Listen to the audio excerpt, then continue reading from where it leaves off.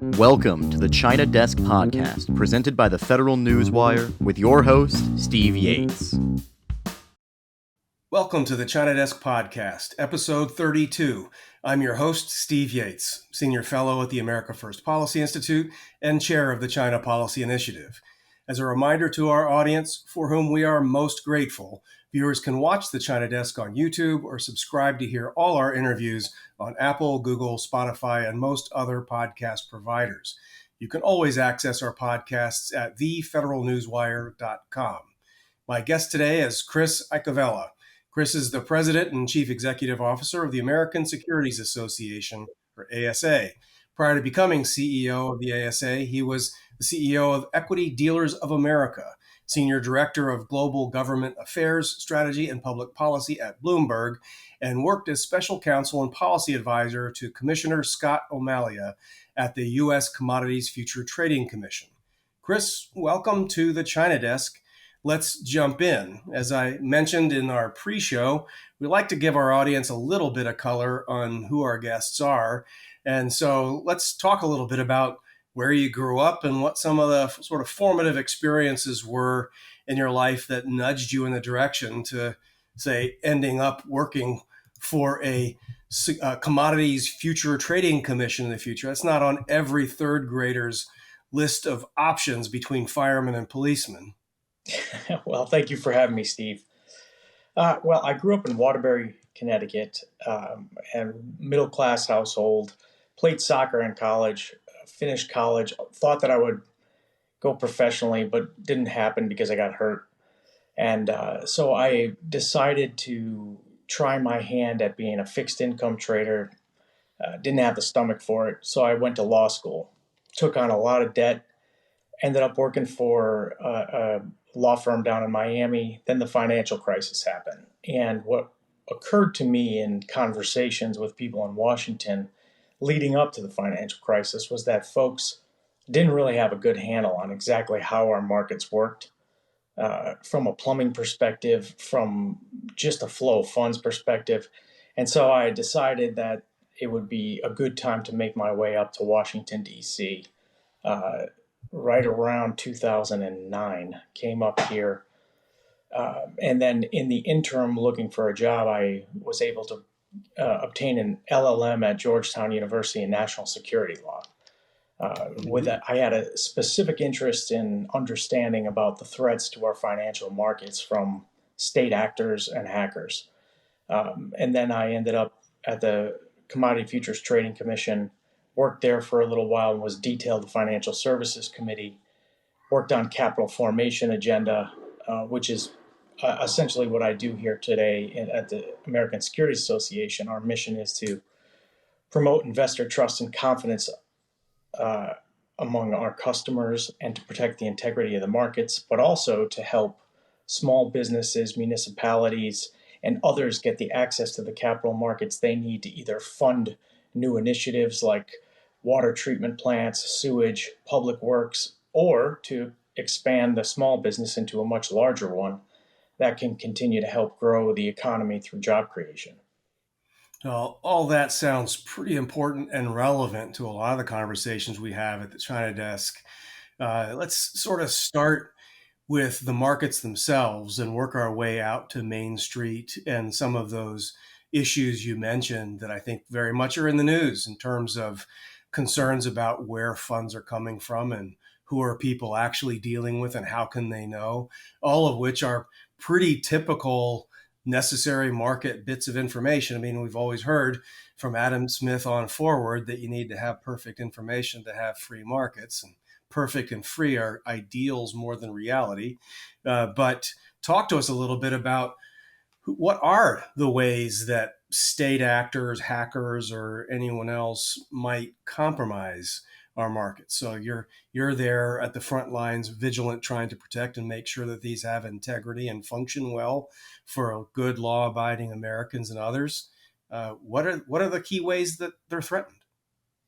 Well, I mean, just last week, Director Wray testified before the China Select Committee, and in his testimony, he said that there are Chinese state-sponsored actors that are lying in wait to attack our critical infrastructure. Last week, most of our common carriers, AT&T and others, went down. There have been follow-on interruptions. It's not been confirmed whether that's a state-sponsored actor or not, but the fact is that a warning by the FBI director about the CCP's intentions to interfere with our critical infrastructure should be taken very seriously. And one of the issues that we have tried to alert Congress to, and there's a bill in Congress right now, is to stop a nationwide database that was created by the SEC to collect all of the personal and financial information of every American investor. We've told them this is a sitting duck for hackers from China and Russia and other places. But most importantly, it's an invasion of privacy that will allow the government to be able to, without cause, look into your portfolio and find out what you own. And if you own securities or funds or investments that don't comport with the political orthodoxy of the day, well, then you might be targeted, and this database could be weaponized against you by our own government, not let alone CCP hackers who obtain this information and try to use it to blackmail American citizens. Well, those concerns certainly sound warranted, given that yours truly and many, many others lived through the Office of Personnel Management getting hacked, and a lot of sensitive information about federal employees, including those with security clearances, were compromised.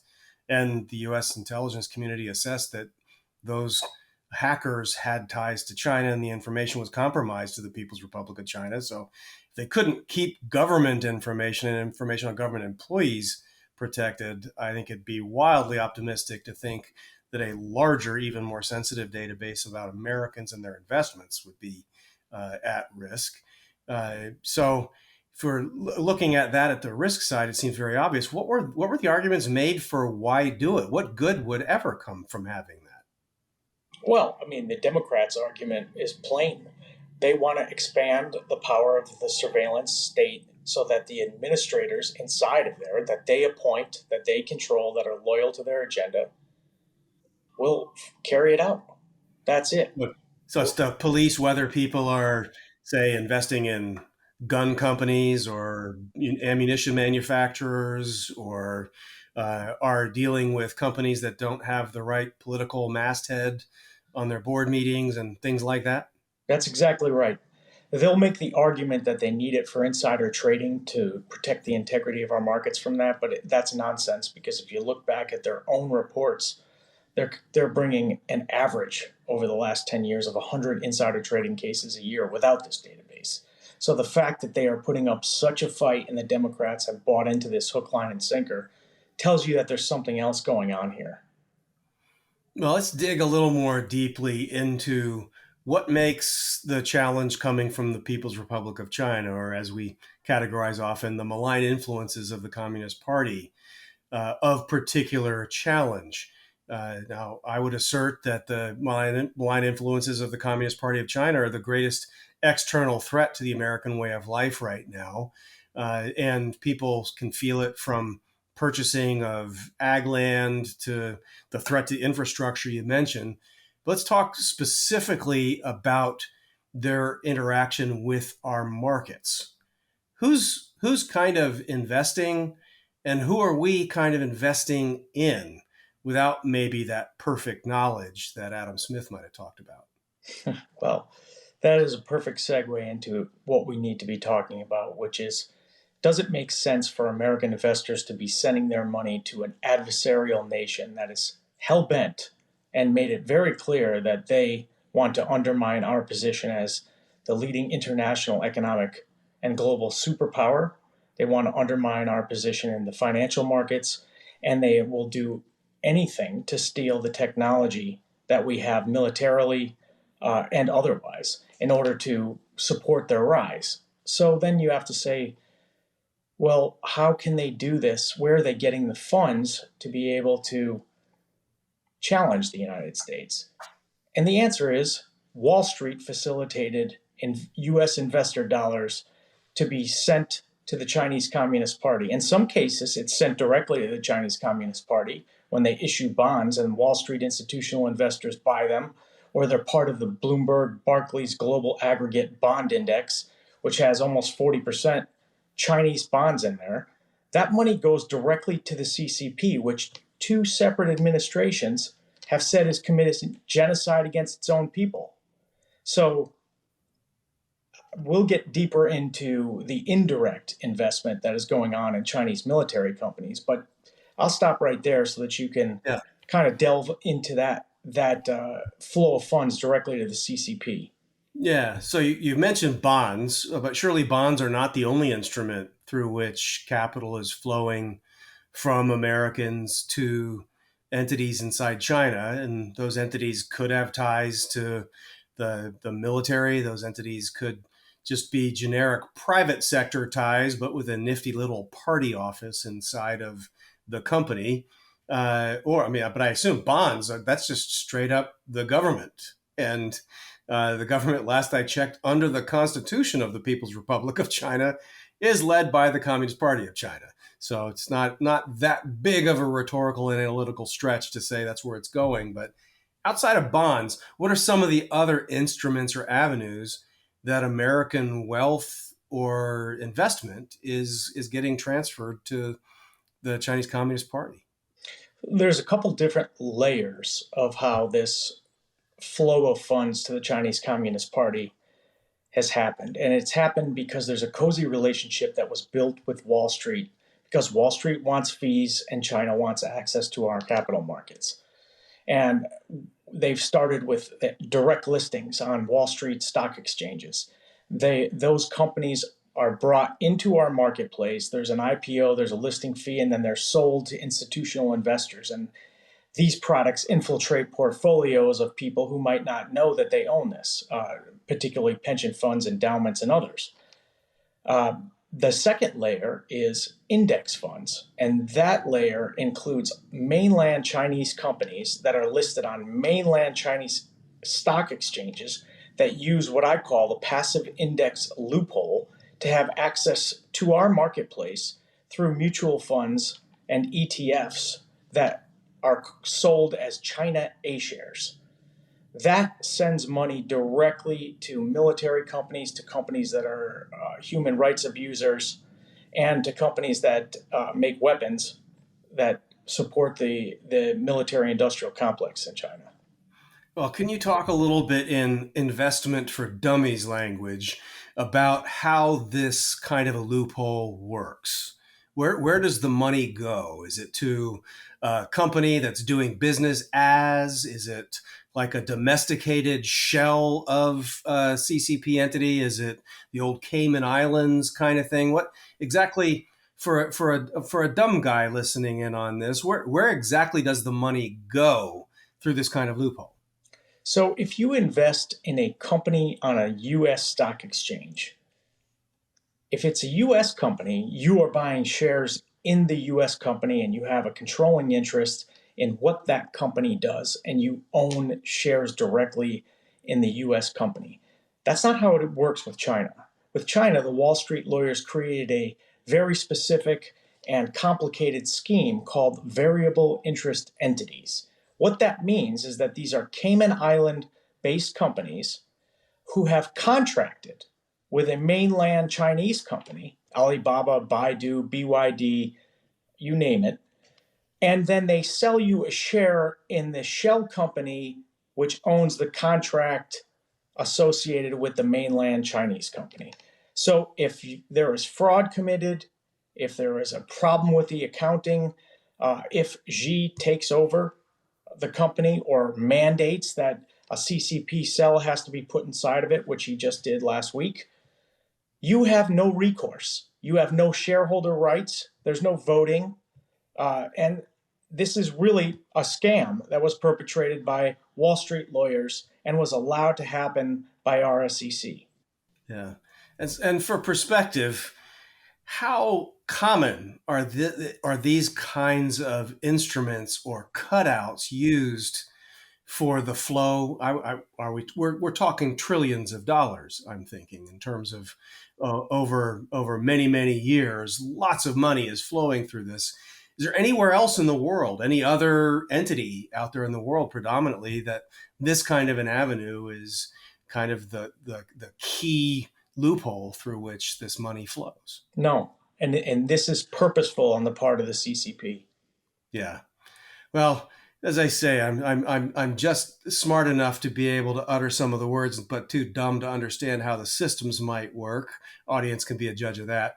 But the it's pretty obvious, and I think it's an important point for the audience to take away, that this really is an exceptional approach that was created to basically do business that otherwise would not be justified in American markets. In other words, Chinese entities and those who front for them are getting away with behavior that wouldn't be allowed otherwise under the normal rules and regulations. They're getting a privilege that ordinary Americans don't get. They're getting a privilege that our allies don't get. And we aren't getting transparency and accountability and any other standards met. Have I summed it up relatively accurately? That's exactly right, especially as it relates to those Chinese companies that are listed directly on US markets. Yeah, and so I mean, you're taking money from moms and pops through mutual funds and retirement funds. Those, when I onboarded as a federal employee many years ago, and was given a choice between sort of risky, middle risk, and low risk. Those are my three broad avenues for investment at the time. Mutual funds were basically considered to be middle. But if you're telling me that there's a lot of money that's going out to entities that have no transparency or accountability guidelines, regulations, tools, or what have you, that sounds like junk bond territory. Or am I mixing up too many investment words? Well, what you're leading into is what I deem to be the passive index loophole. That is something that allows Chinese companies to be part of international indexes, emerging market indexes, or just strictly to get exposure to the Chinese market. And these companies are mainland Chinese companies listed on mainland Chinese stock exchanges that do not have to adhere to any US regulation. These companies are completely outside the scope of our rulemaking authority and our reach. And that is done on purpose. And then what happens is they put pressure on MSCI, FTSE Russell, and the other index providers to expand the universe of Chinese companies that need to be part of these indexes. And then they get their allies in BlackRock, Fidelity, State Street, and Vanguard to buy all of these companies and put them in a fund that they sell to American investors.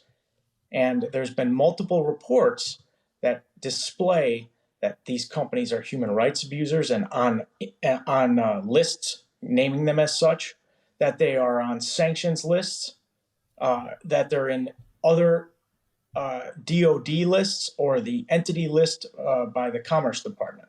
So this is how the Chinese Communist Party is extracting American wealth to fund its military and economic rise. Well, that certainly doesn't sound like a healthy or normal relationship. Again, dumb question. Do we do business this way anywhere else? We do not. Yeah. So someone decided it was a fabulous idea to make this exception, and it's resulted in tremendous wealth transfer from the United States of America to the People's Republic of China. It has certainly had a wealth generation effect inside China, at least in parts. We can leave it for a debate for another day about how normally distributed these gains are, whether the average citizen benefits or whether others in positions of privilege benefit more.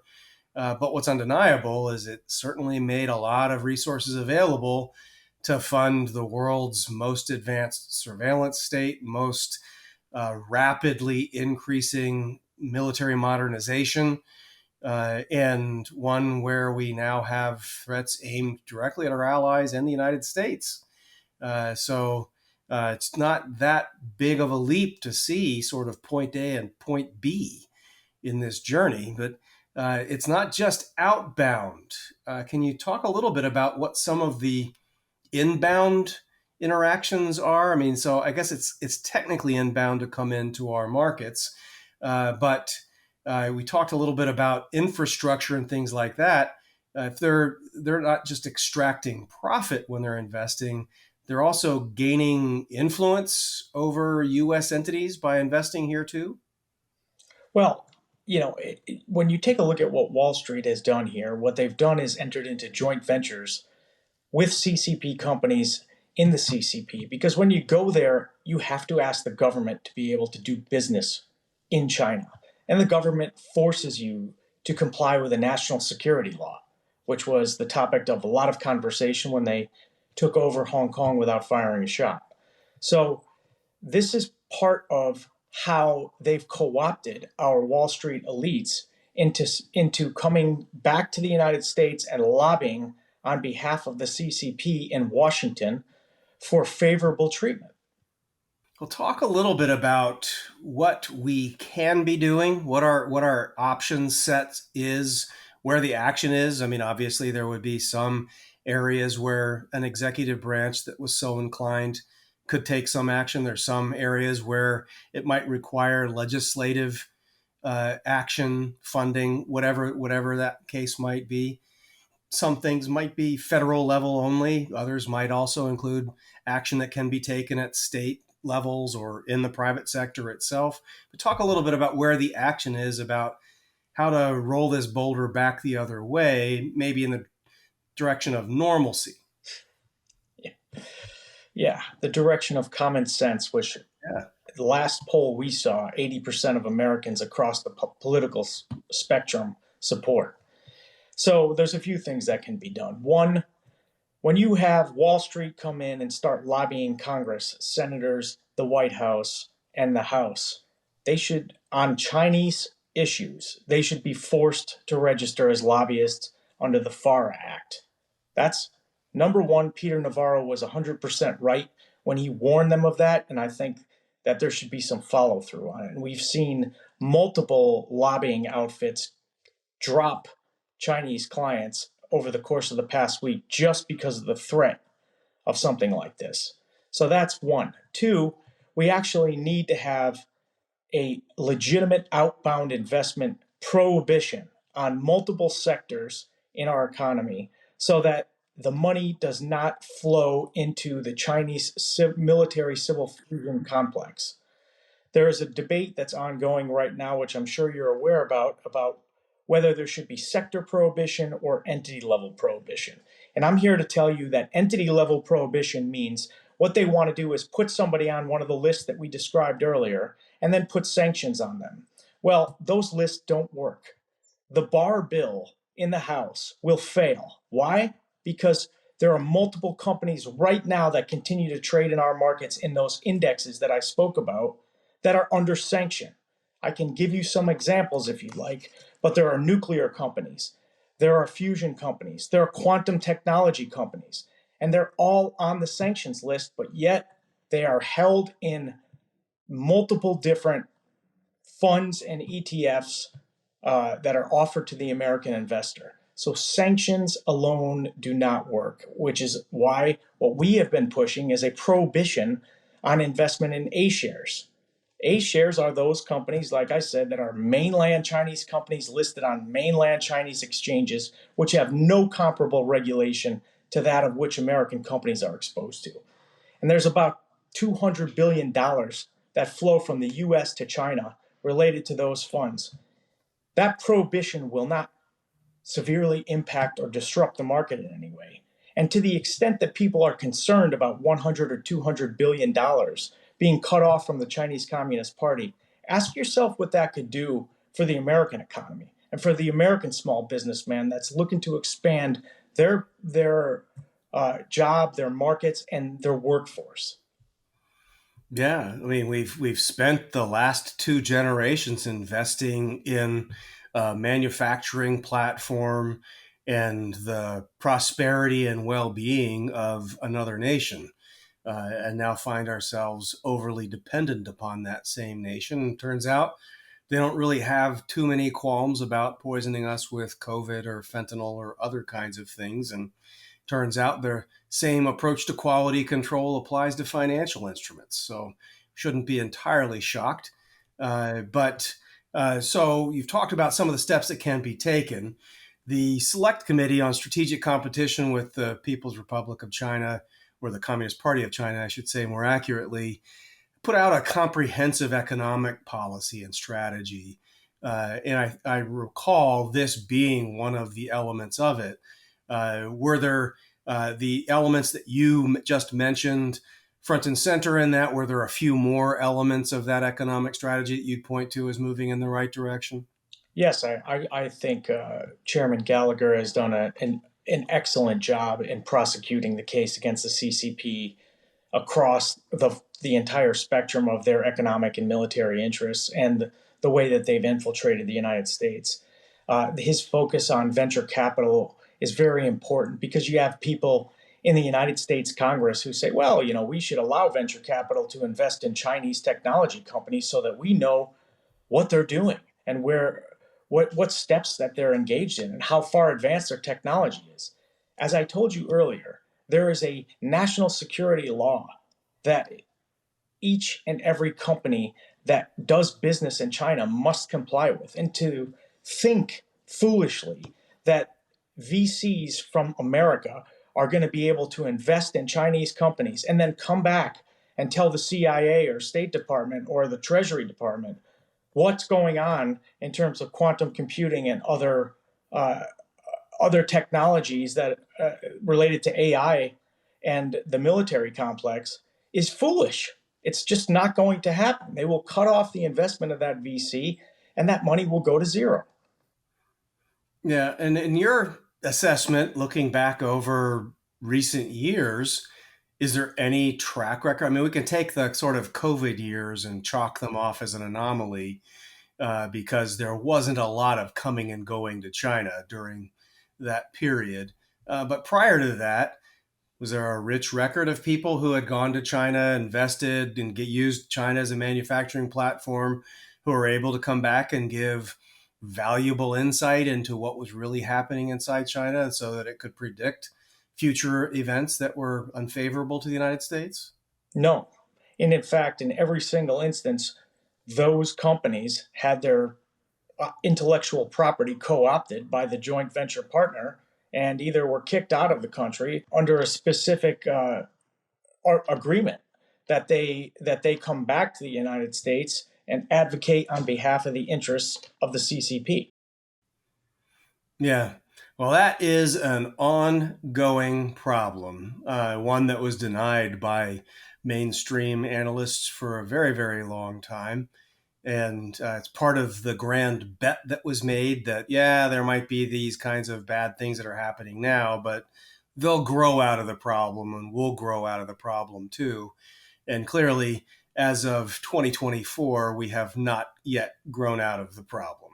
And the trajectory doesn't seem to be moving in that direction either.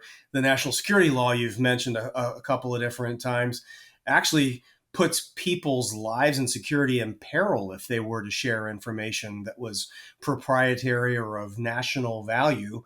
And inside China, there's no standard for what is of national security importance or value. It's whatever the CCP says that day. And you could be locked away for life or worse based on just a new interpretation. So I don't know what American entity wants to be a part of that, but some still cling on. So let's talk a little bit about where are the obstacles to doing some of these things that you've talked about. I mean, so the Select Committee has convened a pretty substantial conversation on economic strategy as it relates to national security strategy. And it's a bipartisan committee. It's not a committee of jurisdiction in the sense of making appropriations and passing policy that way, but its members almost all serve on committees of jurisdiction that can take pieces of it back.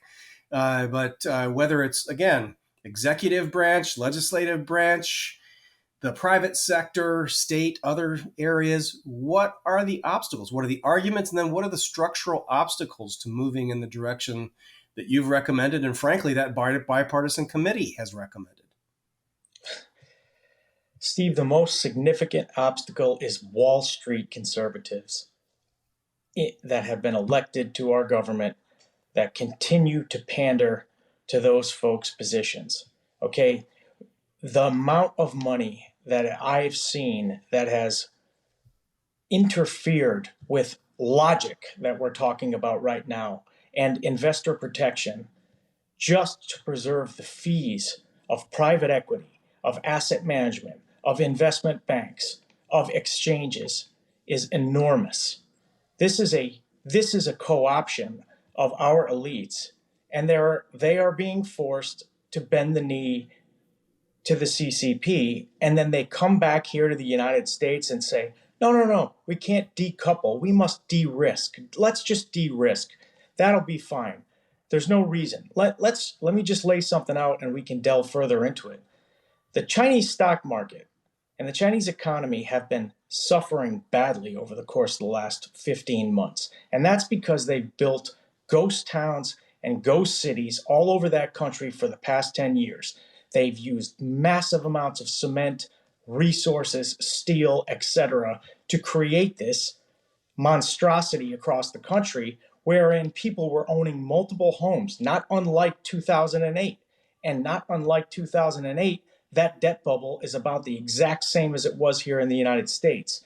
So those banks that finance this and those private equity companies that are American that put money into those banks or independently finance these commercial real estate projects in China are now going to have the threat of their assets marked down to zero. That can happen if the Chinese Communist Party decides to do what it has done in the past, which is to close entities with bad debt and recapitalize them and kill all of the investors. And in this case, the investors are American investors.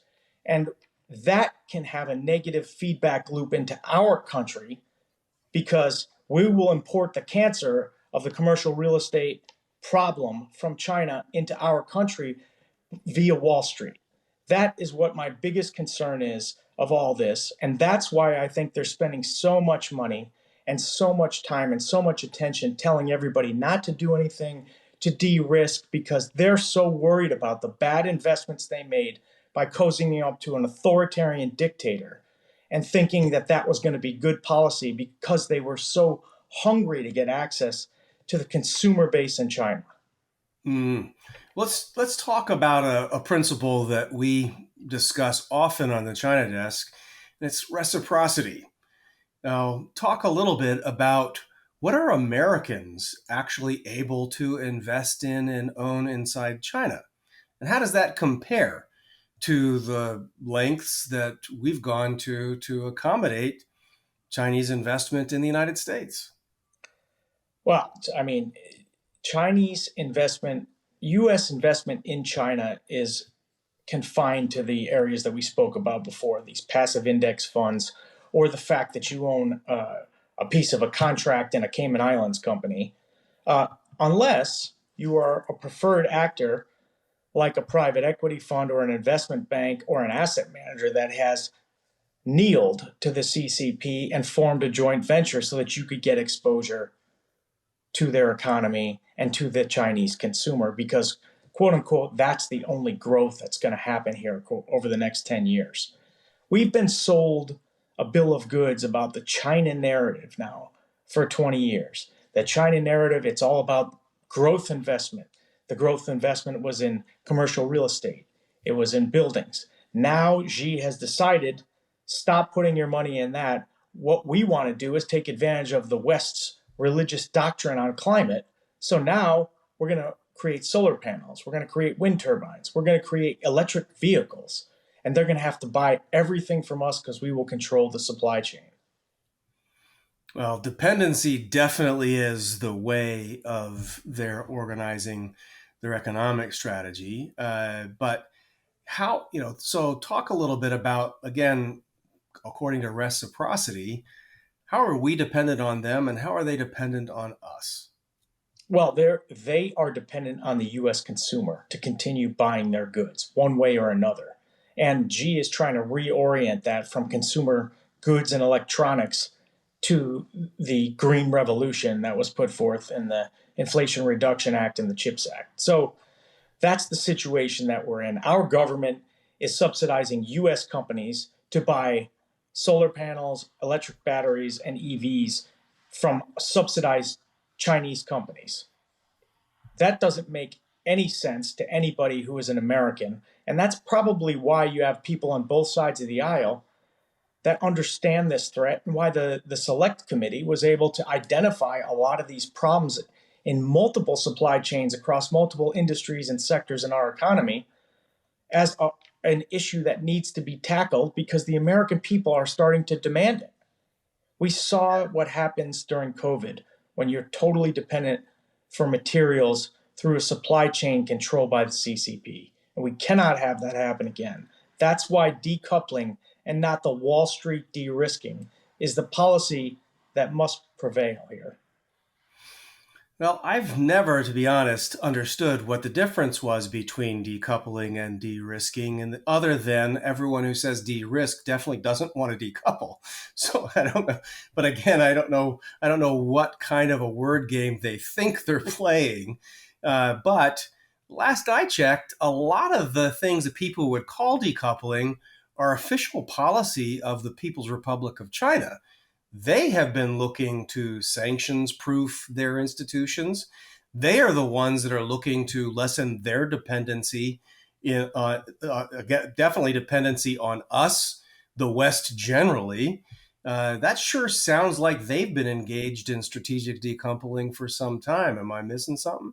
Well, in everything except for the money that they need to prop up their economy. They have engaged in the decoupling, but for, and this is why prohibiting A-shares investment and investment in Chinese companies through emerging market and international indexes is so important, because they've learned, you want to put our national military airplane, the equivalent of Boeing, in China, you want to put that on a sanctions list? Fine, we'll create a subsidiary and change its name, and then we'll get funding by forcing it into an index on one of our Shenzhen or Shanghai Stock Exchange. The Shanghai Stock Exchange actually says on its website that it's an instrumentality of the CCP and controlled by the party. And you know who knows that more than anyone else is Xi Jinping, because a lot of those regulations were put in place when he was the party chief of Shanghai. It's kind of one of those rich ironies of the narrative that people have engaged in China policy with. There was all of this talk about engagement and collaboration and positive sum and all of this other kind of stuff. And Xi's been pretty consistent and deliberate over the years about what he was doing and why. Well, that's right. And this is why it is so important to have outright sector prohibitions and not mess around with entity level sanctions that the Treasury Department is going to drink from a fire hose from to try to figure out which entity is doing what technology advancement or building what weapon system to harm our folks. You stop the flow of funds to a bad actor that refuses to comply with the international world order. They cannot and should not have access to Western money of any kind until they decide to comply with the basic rules of international capital flows. And they're not going to do that. They've proven that over the last 30 years. Well, if they haven't been willing to abide by the standards of the World Trade Organization that was kind of set up and then broken in order to bring them in, it's kind of hard to understand why financial markets would be any different. But talk a little bit about so we know that there's a problem. There's resistance in Wall Street. There's a need to get away from an entity-focused approach and more toward a sectoral approach. Let's talk a little bit more about what that sectoral approach looks like. The entity approach, the flaws with it are kind of clear in that it's whack-a-mole times a million. Names come, go, entities can be doing business as, there's this cutout through the A shares, et cetera, et cetera. There's all kinds of problems with trying to list a specific entity. The lawmakers would be running 24/7, 365, just trying to keep up with names, and then enforcement would be chasing its own tail too. So the sector approach seems to make some sense, but within sectors, probably the immediate challenge that gets thrown to you, me, anyone else would be to say, how do we define standards for what we're blocking and what's okay to move? So in tech, there's a debate about what makes something a truly advanced chip, what makes something truly sensitive, and we can go sector by sector, whether it's land, minerals and resources, et cetera, et cetera. But when you're talking about taking a sectoral approach, you've probably been met with questions like this. What are your initial approaches to try to address how a sectoral approach can or should work? Well, I'll say I'll get to that question, but what I will say is that the sectoral prohibition is important right now because the Chinese economy is on its back, and without American investor dollars and new American investor dollars, it's going to have a huge problem relieving this debt burden. I've talked about how I think they're going to do it by recapitalizing existing companies and just extinguishing all of the debt and equity holders' interests of the companies that exist today. If they don't do that, then they're going to have a Japan type situation where you have zombie companies and your economy is flat on its back for about 30 years. So my preference would be that we cut off all trade with China. I don't see any benefit in giving the CCP any money. These people are violators of human rights to a degree that is unconscionable since what we saw in World War II. They violate the climate in a way that is unbearable because they've created 20 different coal-fired power plants in the last year.